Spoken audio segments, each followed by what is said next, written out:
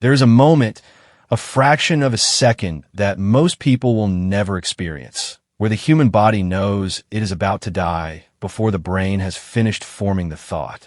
It is not fear. Fear is slow. Fear has a heartbeat, a cold sweat, a trembling jaw.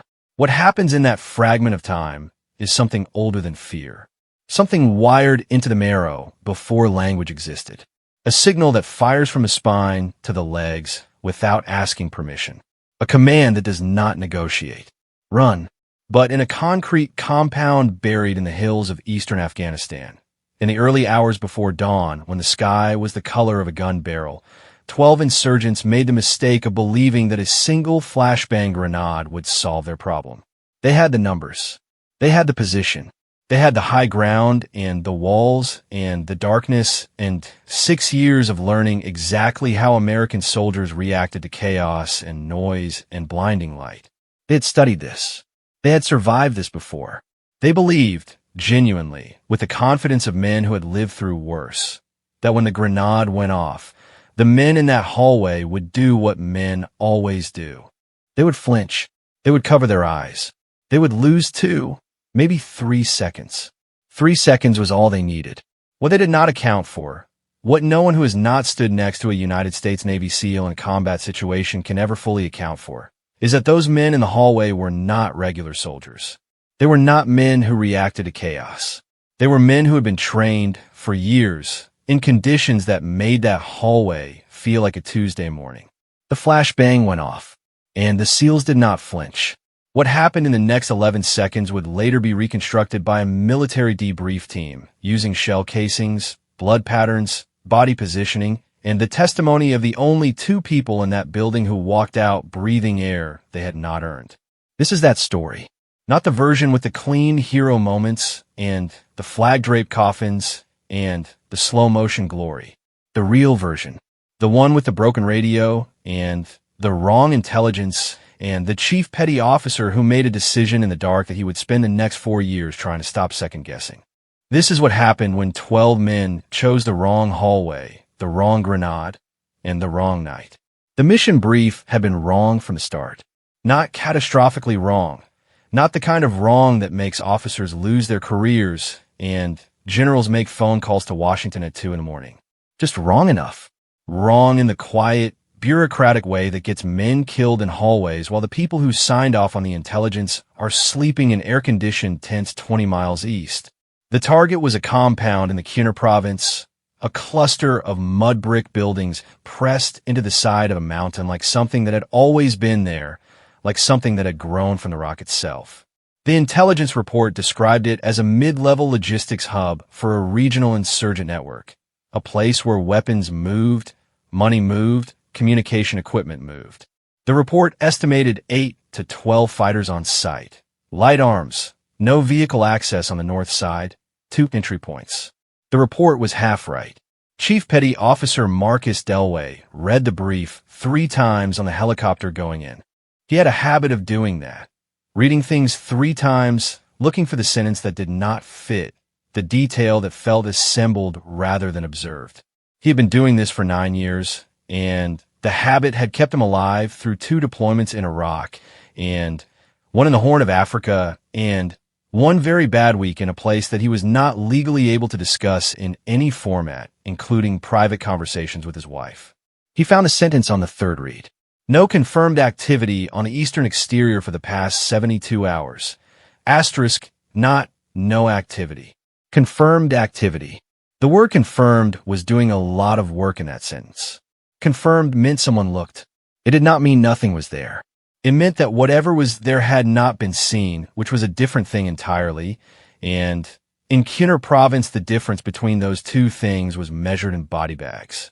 He flagged it, passed it to Lieutenant Renner, who was 28 years old and had the kind of jaw that made recruiting posters and the kind of operational instinct that came from having been in exactly enough situations to think he had seen them all. Renner looked at the sentence, looked at Delway, looked out the window at the dark mountain coming up fast. We'll put Kowalski and Tran on the eastern exterior on approach, he said. Delway nodded. It was not enough. He knew it was not enough. But the helicopter was already descending, and The mission clock had been running for 40 minutes, and you did not abort a Tier 1 operation because one word in a brief made you feel like something was sitting wrong in your chest. You adjusted. You moved the pieces you could move. You flew in. They hit the landing zone at 0217 hours. The compound was a 4-minute movement from the LZ through a dry riverbed that smelled like copper and something older and biological that none of the 8 men on the team commented on, because commenting on it would have required them to think about what it was. They moved in 2 columns, spacing tight. The lead man, Petty Officer 2nd Class Dominic Faro, reading the ground with a not-equipped lead that turned the dark into a green-washed television picture of rocks and brush and the occasional print of a boot that was not theirs. The boot prints were fresh. Faro marked it on his wrist map without breaking stride. The compound wall was 8 feet of packed mud and river rock, smooth on the outside and crumbling at the top in a way that looked accidental but was not. The crumbling was structural, engineered to prevent anyone from getting a clean grip. Someone had built this place thinking about defense. Someone had thought, in detail, about the problem of men climbing walls in the dark. That level of consideration did not belong to a mid-level logistics hub. Delway noted it, filed it in the place where he kept things that did not fit. They breached the outer wall at 0224 using a portable charge that made a sound like a car, doors slamming in an empty parking garage, sharp, contained, followed by the kind of silence that felt intentional, like the compound itself was holding its breath. The 8 men flowed through the breach in under 4 seconds. Positions taken. Sectors covered. The courtyard was a 20-meter square of hard-packed dirt with a rusted water pump in the center and a doorway on the north face that was covered with a thick wool blanket instead of a door. 2 buildings, one on the north, one on the east. The east building had a light in it, not a lamp, not a generator light. A fire, the particular orange-amber glow that comes from something burning in a metal drum, the kind of fire that keeps watchstanders warm in cold mountain air without producing enough light to be seen from distance. Someone inside that building had been there long enough to make themselves comfortable, long enough to build a fire. Petty Officer 1st Class James Okafor touched Delway on the shoulder and pointed 2 fingers at the east building. Delway looked at it for exactly 3 seconds. Then he hand-signaled to split the team. For north, for east, simultaneous entry. The decision took less time than it takes to read this sentence because that was what 9 years of doing this had built in him. Not courage, not confidence, but a decision-making architecture that ran below conscious thought, that processed 4 variables at once, and returned an answer before his forebrain had finished forming the question. Kowalski and Tran were already moving to the eastern exterior as ordered. What they found there had not been in the brief. Tran came around the eastern corner of the compound wall and stopped so fast that Kowalski walked into his back. 3 vehicles were parked in a tight row against the exterior wall, 2 pickup trucks and 1 Land Cruiser, the kind with the plated windows that cost more than most Kuner province families would see in a decade. The vehicles were cold, engines off, but the tires were clean, dustless, the tread still sharp-edged, which meant they had been driven here in the last several hours on roads that should have been impassable in the dark. Tran keyed his radio twice. The signal for, something here, stand by. Inside the compound, Delway felt a double click in his earpiece. He processed it in the half-second between his right foot leaving the ground and returning to it. He did not stop moving. North building entry was Delway, Faro, Okafor, and Petty Officer 2nd Class Rivera. Rivera, who was 24 years old and from a neighborhood in East Los Angeles that had given him, before the Navy, a specific and deeply practical education in how to move through spaces where people were trying to hurt you. Rivera moved like water through the hallway, like he had already been there and was only now remembering it. The north building had a main room and a corridor that ran east toward the interior wall, separating it from the east building. The main room was empty.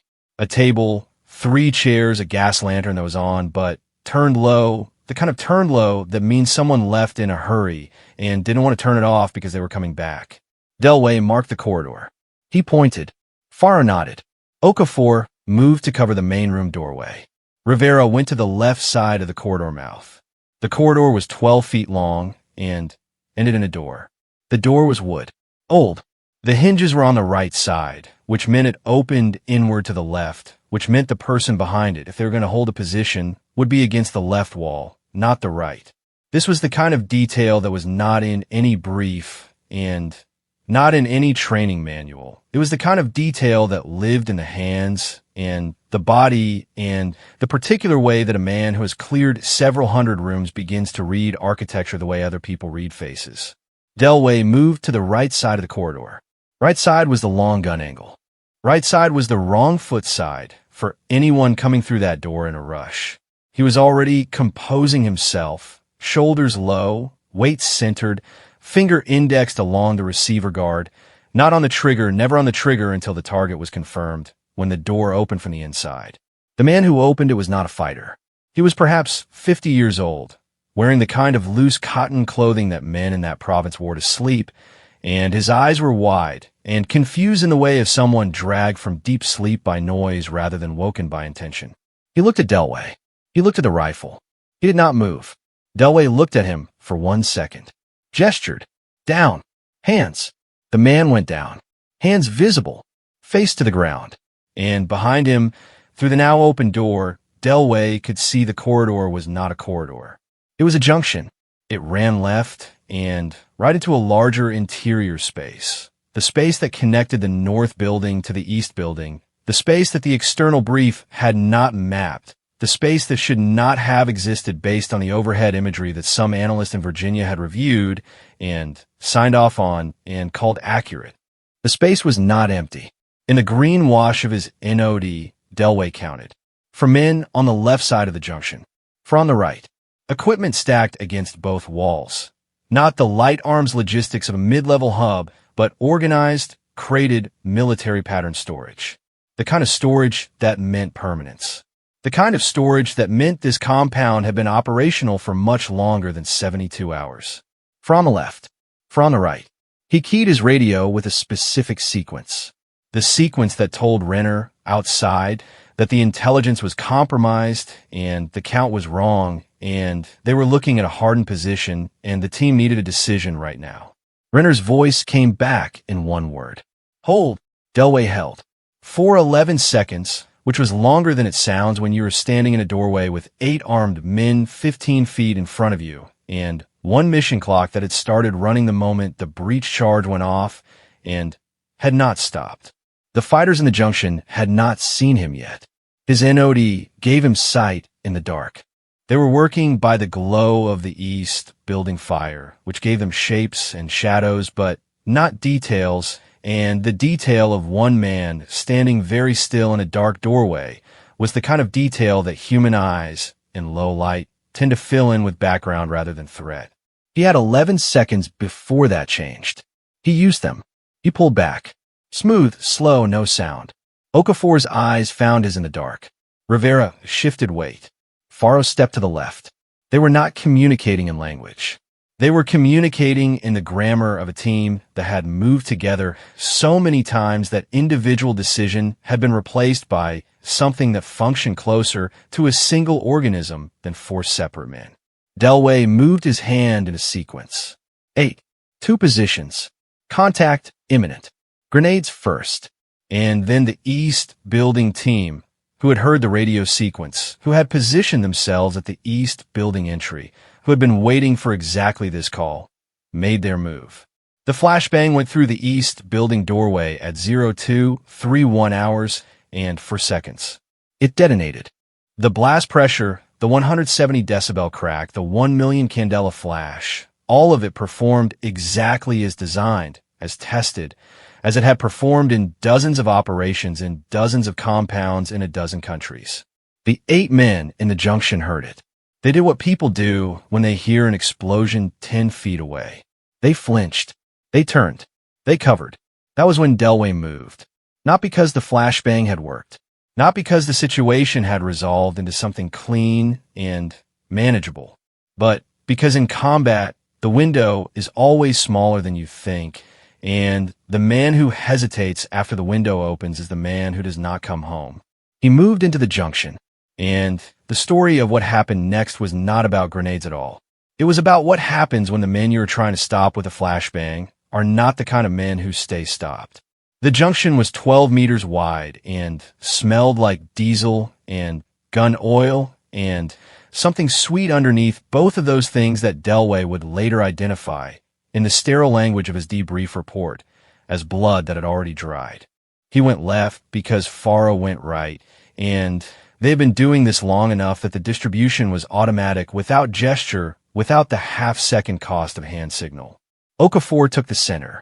Rivera went low along the left wall, beneath the sight line of anyone who had been standing when the flashbang hit, because the standing ones were always the first to recover their aim, and Rivera had learned this in Mosul, and carried the lesson in his body the way some men carry old fractures, invisible until the weather changed. The 8 men in the junction were not incapacitated. This was the thing about flashbangs that the men who ordered them from behind desks sometimes forgot. They disoriented. They stunned.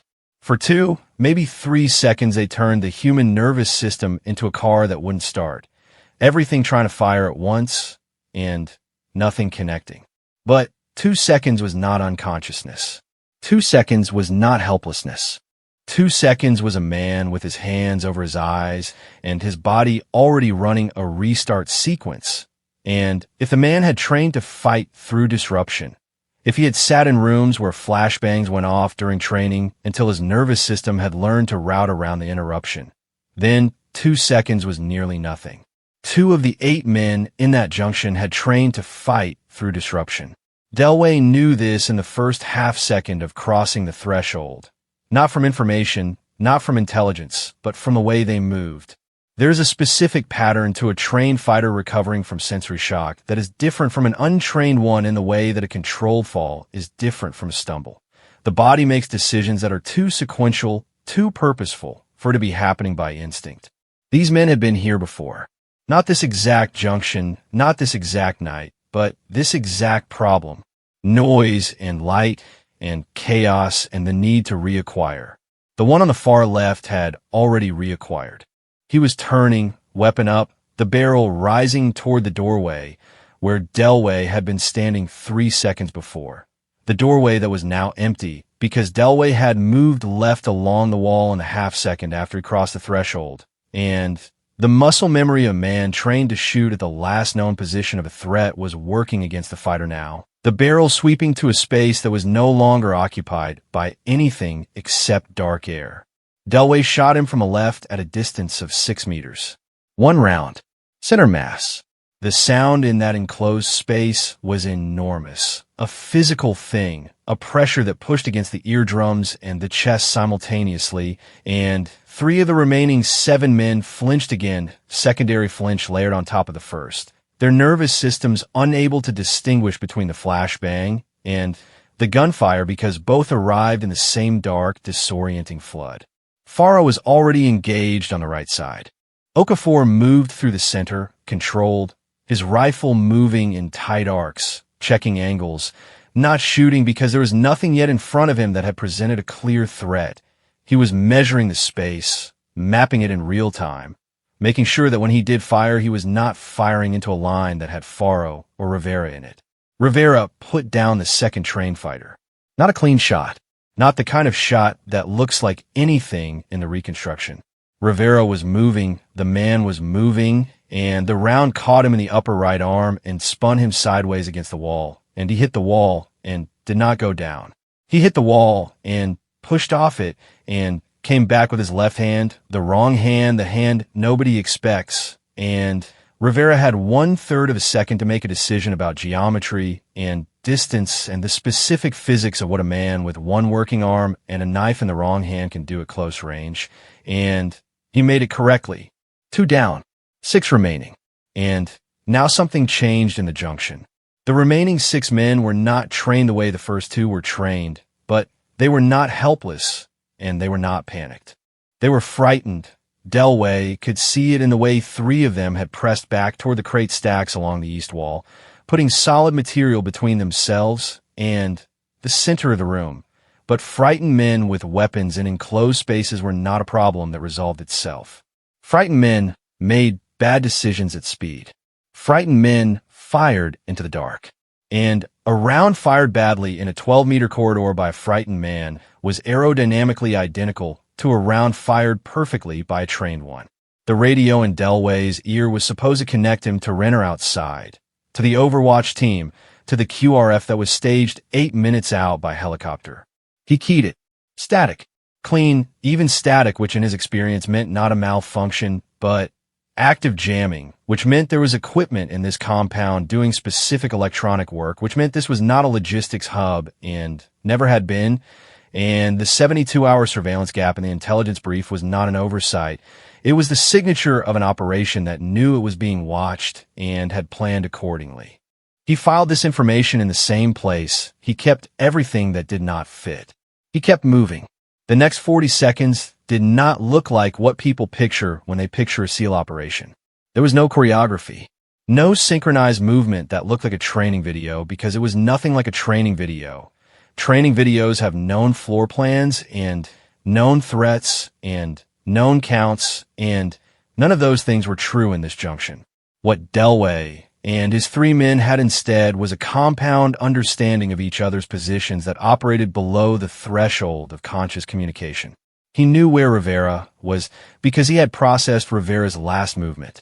He knew where Faro was because Faro had not fired in 4 seconds, which meant Faro was managing a position angle that required patience. He knew where Okafor was because Okafor was exactly where Okafor always was in a room like this, which was the one position in the room that covered the most threat vectors with the least exposure. They moved like the inside of a mechanism.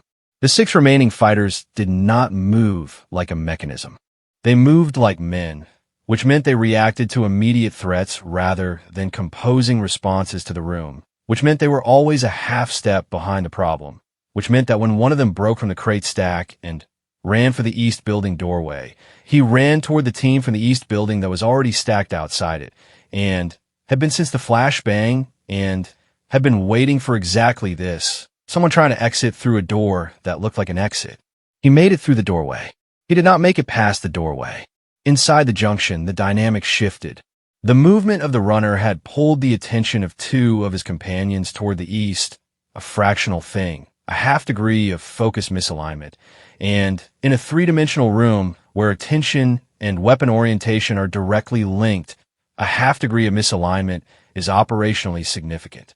Delway moved through the gap. He cleared his left side in 3 seconds. Faro cleared his right side in 4.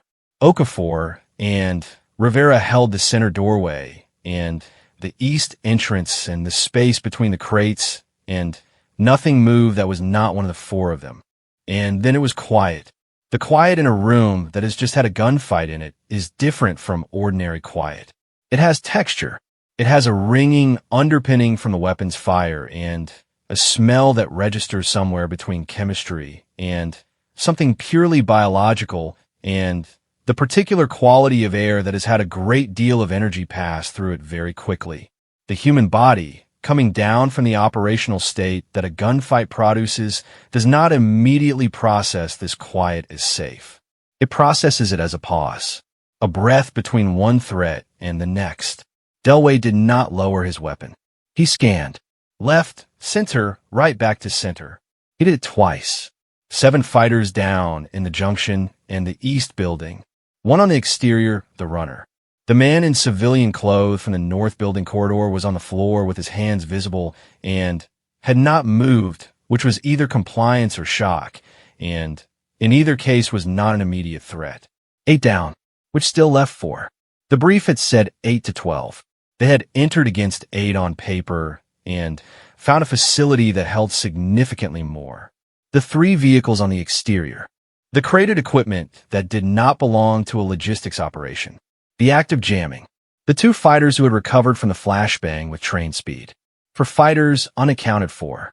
Delway keyed his radio again. Static again. He looked at Okafor. Held up 4 fingers. Pointed up. The north building had a 2nd level. The brief had not mentioned a 2nd level.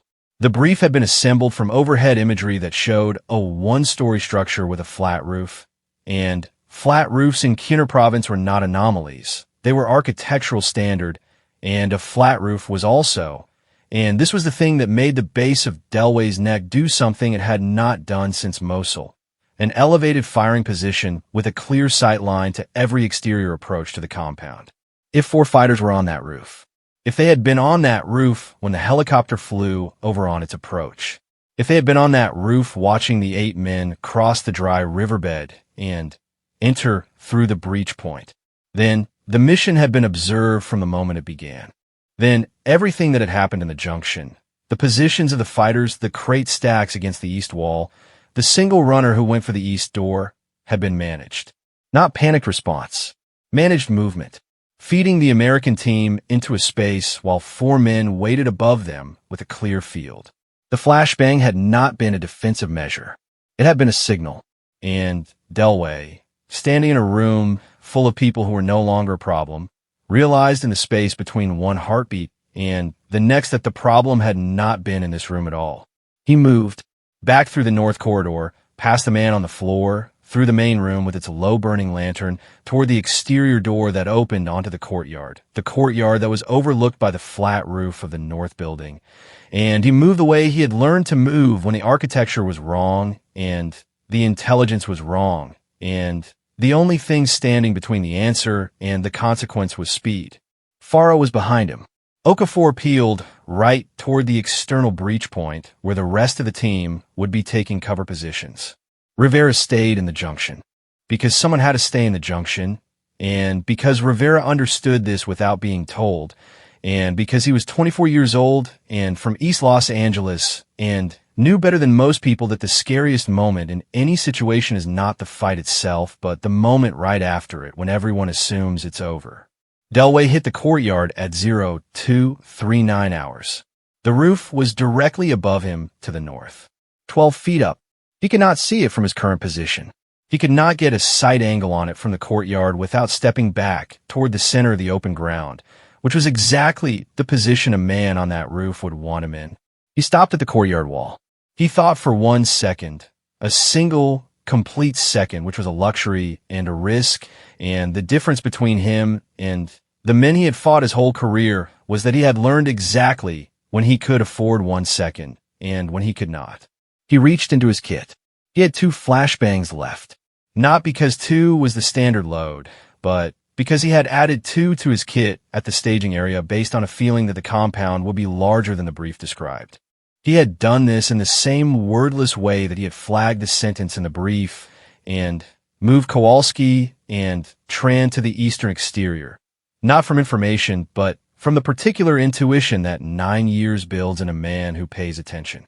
The first flashbang went up and over the north building wall, not through a doorway, not into a room with a known layout, over a wall, into an open roof space that he could not see, at an angle he was calculating from memory of the approach, the height of the building, the pitch of the throw, the wind off the mountain that had been running northeast since they landed. It went off. The roof above him erupted in sound. Not gunfire. Movement. The particular sound of bodies in motion on a hard surface, weight shifting, boots on concrete, the sound of men reacting to light, and noise from a direction they had not expected because they had been watching the courtyard and the breach point and the exterior approach, and no one had thrown a flashbang onto a roof from inside a courtyard before. It was not in the tactical playbook because it was not a position you should be in, and the 4 men on that roof had planned for every scenario in the playbook. Delway was not in the playbook. Faro came around his right side with the ladder hook they carried for exactly this type of structure, and had the hook set on the parapet wall before the sound for the first flashbang had finished echoing off the compound walls. Delway went up, and what he saw when he came over the top of that parapet wall, in the green-washed dark of his NOD, in the smoke, and the ringing aftermath of the flashbang, was a scene that would sit in the back of his head for 4 years without diminishing. A scene that he would describe to exactly 2 people in his life. One of them his team sergeant, and one of them a VA therapist who told him what he was feeling was a normal response to abnormal circumstances, which was the kind of thing that was technically true and almost entirely useless. The 4 men on the roof were not in disarray. One of them was. 3 of them were not. And the second he came over that parapet wall, all three of them found him. The second flashbang was already leaving his hand. The second flashbang went off at a distance of 4 feet. There is no training protocol that covers this. There is no manual section titled Actions on Detonating a Flashbang at Close Personal Range from an Elevated Position. The 170 decibel crack at 4 feet does not care that you are the one who threw it. It does not make a distinction between the man who pulls the pin and the men he is throwing it at. The pressure wave hits everyone. The light hits everyone. The 1 million candela flash at 4 feet, if your eyes are open, removes your vision for somewhere between 8 and 15 seconds depending on individual physiology and the degree to which the retina has adapted to darkness. Delway's eyes were not open. He had closed them in a half-second between releasing the flashbang and the detonation, and he had angled his face down and to the left, pressing his chin toward his chest, which reduced his exposure to the pressure wave and kept the direct burst of light off his retinas. He had done this not because it was protocol, but because he had been in a room when a flashbang went off at close range in Ramadi in 2009 and had spent 45 minutes in a temporary whiteness that he could still access, even years later, by closing his eyes in a dark room. He had learned. His body had learned. The 3 fighters on that roof had not. He was moving before his eyes fully opened. Up and over the parapet, boots on the roof surface, body low, cutting right to break the line he had come over on, because anyone who had recovered even partially from the flashbang would be targeting the parapet edge and the first 3 feet inside it. He went right. He went fast. He went without being able to see clearly. His vision was a washed, ringing gray, not the total white of a direct hit, but enough disruption that his targeting was running on depth perception and shape recognition rather than detail. The shapes on this roof told him what he needed. Faro came over the parapet behind him. For seconds after Delway. For seconds was the difference between 1 man on a roof and 2. And it was the difference in the tactical equation that the 3 fighters had not accounted for, because the second flashbang had already rewritten their operational logic from ambush to survival. The fight on that roof lasted 41 seconds. Delway knew this because the mission clock ran on his wrist, and he looked at it in the moment after, the moment when the roof was quiet and Faro was breathing hard beside him, and somewhere below them in the compound Rivera was calling out a status check that nobody was answering because the radio was still jammed and the status check was habit. The kind of thing the body does after a firefight because the body needs to do something with the electrical storm of adrenaline and trained behavior that has been running through it for the past 22 minutes. 41 seconds. He looked at the wrist clock and committed the number to memory, which was something he had started doing in Ramadi and had never stopped. Not because the numbers were useful, because having a number, a specific concrete unit, gave the 41 seconds a location and time that kept them from expanding into something formless and total. You could carry 41 seconds. 41 seconds was a thing you could put down. What you could not put down, what he would discover over the next 4 years without fully understanding what was happening, was the decision. Not the decision on the roof. Not the decision in the junction. The earlier one, the one at the corridor door, when he had seen 8 armed men in a space that should have been empty and had keyed his radio for Renner and received a single word back. Hold. He had held for 11 seconds and then moved because the window was closing and the movement had been correct, tactically correct, operationally correct, the kind of correct that gets written into case studies and used in advanced training because it produced the outcome that it produced, and nobody died who was wearing American equipment. But holding for 11 seconds had also meant that the 4 men on the roof had 11 additional seconds to settle into their positions. 11 seconds in which the ambush on the courtyard had been live and ready and held only because no one had entered the courtyard to trigger it. No one had entered the courtyard because Delway had moved his team back from the corridor door. He had made the right call, and the right call had fed into the architecture of a trap that someone very smart had spent significant time building. And the reason the trap had not closed was not because of any decision Delway had made. It was because 4 men on a roof had not expected a flashbang thrown blind from below the parapet. which was not a tactic that appeared anywhere in any document that could have been studied. It was improvisation. It had worked, and improvisation that works is indistinguishable from genius until you're sitting alone in a room trying to identify which part of it was actually you. He would spend a long time trying to identify that. Lieutenant Renner reached the compound at 0247 hours when the jamming stopped all at once, cleanly, which meant it had been equipment-based, and the equipment was no longer operational. And the radios came back to life, and Okafor's voice came through telling Renner the compound was clear, casualty report negative for the team. Medical needed for one non-combatant in the North Corridor who appeared to be in shock, but had sustained no physical injuries. The non-combatant was the man in civilian clothes who had opened the door. He was not, as it turned out, a fighter. He was not part of the operation in the compound in any active capacity. He was a local man from a village 4 kilometers east who had been brought to the compound under circumstances that the subsequent intelligence exploitation, the careful, patient, document-heavy work that happened after the shooting stopped, would take 3 weeks to reconstruct. His name was not in the brief. His name was not in any document that had been used to plan the mission. He had been in that corridor because the compound was not a logistics hub and had not been for at least 8 months. The intelligence had been working from imagery and signals collection that the operation inside had been deliberately managing, feeding the surveillance systems a pattern of low-level activity that looked exactly like what you would expect from a mid-level logistics hub, while the actual work of the compound happened in the spaces that the imagery could not see, including a second level of the north building that did not appear on any overhead photograph, because it had been constructed inside the original exterior wall dimensions specifically to avoid detection from above. Someone had been thinking about this for a long time.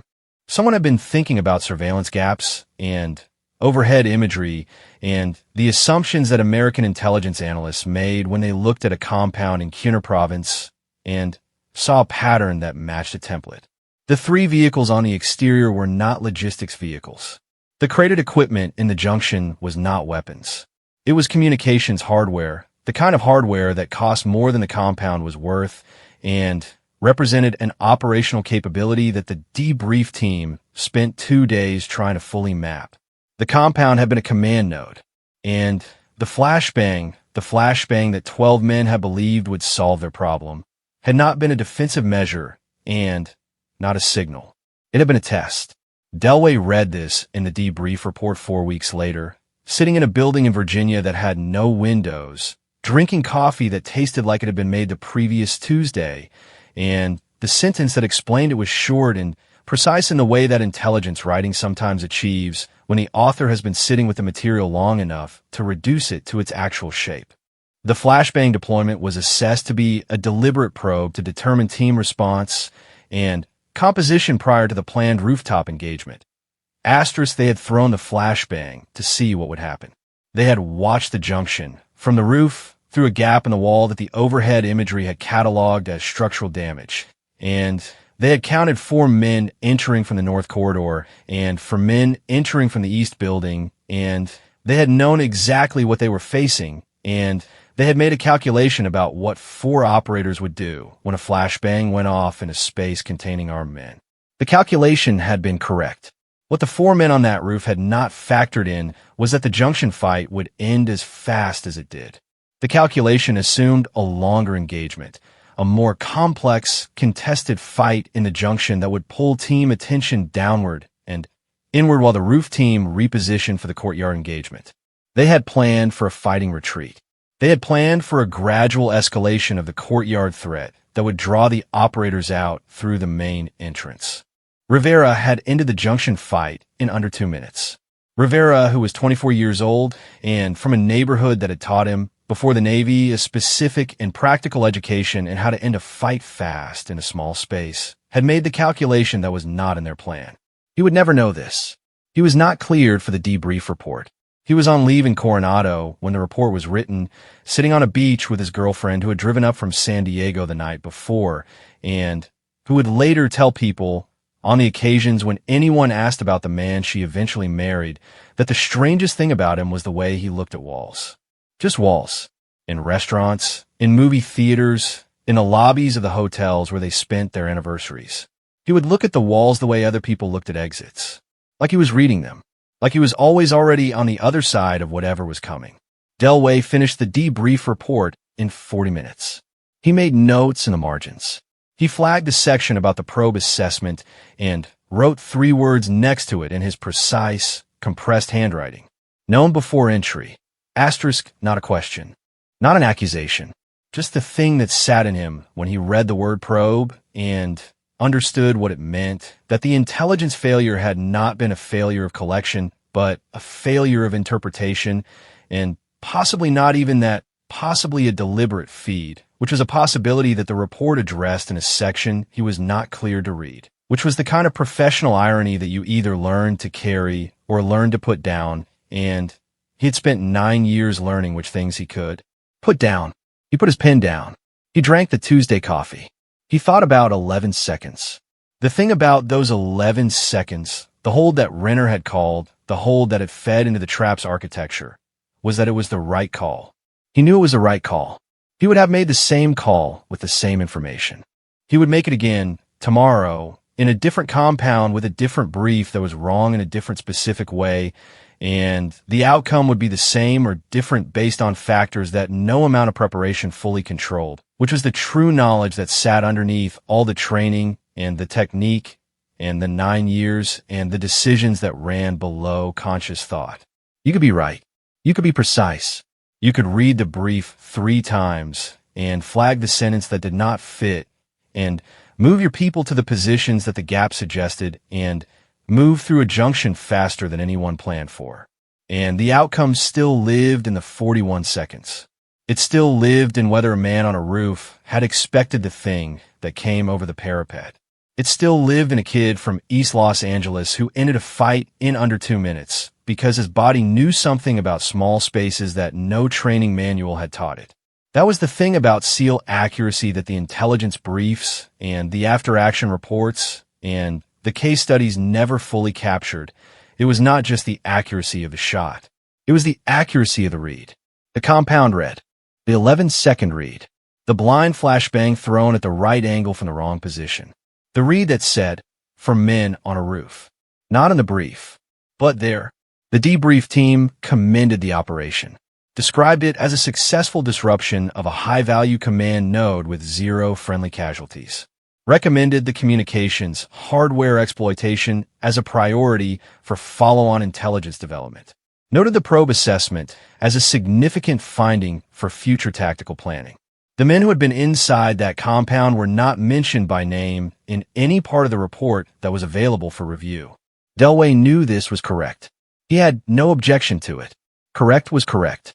He drove home through Virginia in the early evening, through traffic that moved in the particular stop-start pattern of a city that was always in the middle of something, and he sat in it without impatience because impatience required believing that the current moment was an obstacle to a better one, and he had stopped believing that some years ago in a way he could not have explained but that felt, most of the time, like a quiet thing. He thought about the man in the corridor, the civilian in the cotton sleeping clothes who had opened a door, and found himself in the arithmetic of something he had not chosen. He thought about the 2 words he had given him. Down. Hands. He thought about the 11 seconds. He drove home. The roof of his house, visible from the street as he turned onto his block, was flat. He noted it. He parked the car. He went inside.